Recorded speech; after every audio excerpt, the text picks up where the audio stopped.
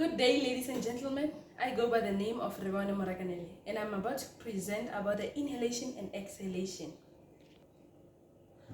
The air rushes down the trachea into the lungs. It goes in the air. And then here is the external intercostal muscle. It contracts. Then we have the rib cage. It is pulled up and out. Here is our diaphragm, contracts and it flattens. During inhalation, the diaphragm contracts and becomes flattened.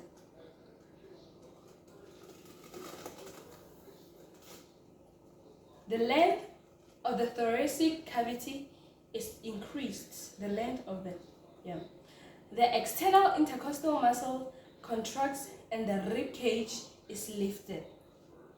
This causes the thoracic cavity to be enlarged from side to side and from back to front.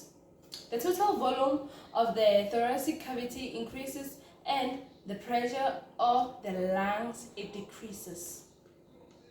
Since the atmosphere pressure is greater, then the pressure on the lungs, air rich in oxygen is drawn in through the air passages into the lungs. And then we move to the exhalation.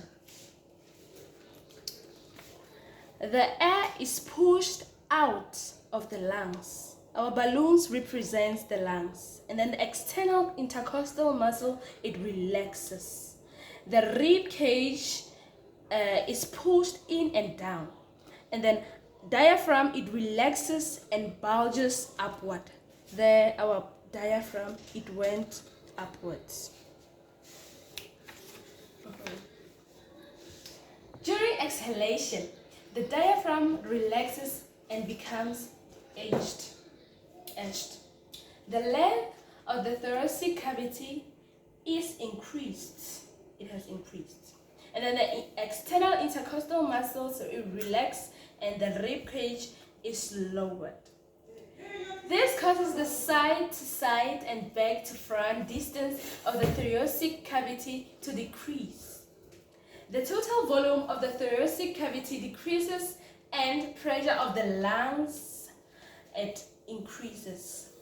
Air-rich carbon dioxide is forced out of the lung.